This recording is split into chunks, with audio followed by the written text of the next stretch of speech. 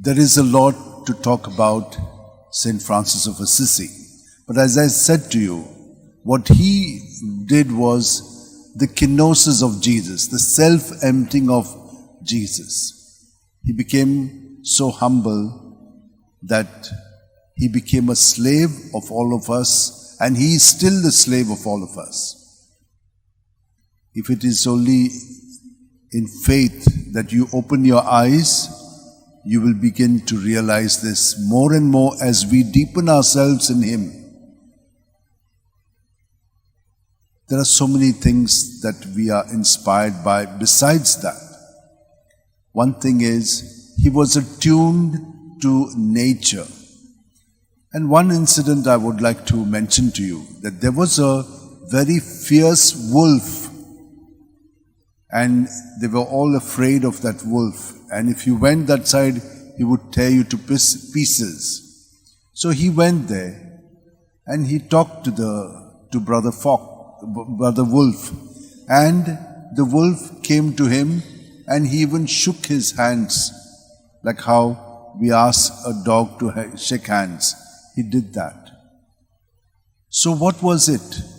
He had a special level of communication with creation. Because of this self-emptying, he was so united to Jesus that Jesus worked through him, because Jesus is in all things and all things are in him.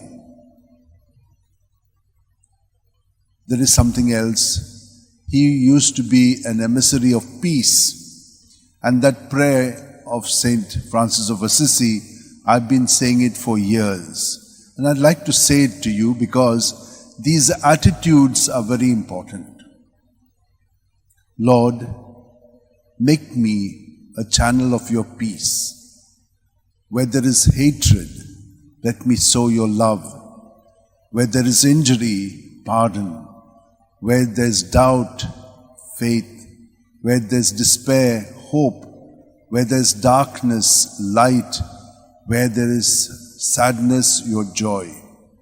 O Divine Master, let me not so much seek to be consoled as to console, to be loved as to love, to be understood as to understand.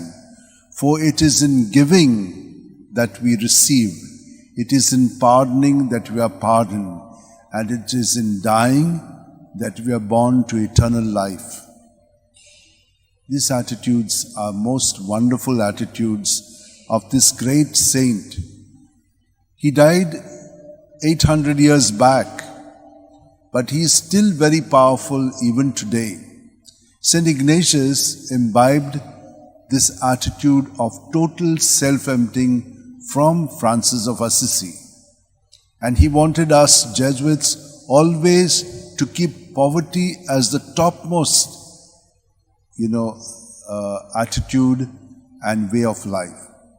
And that's why the Lord led him, that means 400 years later after him, to be detached and not attached to anything.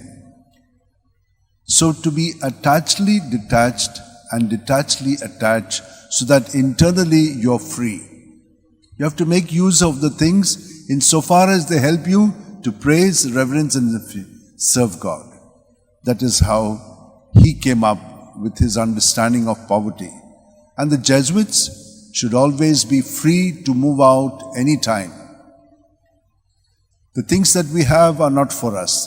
The things that we have are always for the people. And this church was very richly adorned. There's not much riches left here. However, the structure is still there. But the other things, you can go to the Christian Art Museum and see some of the things that are there.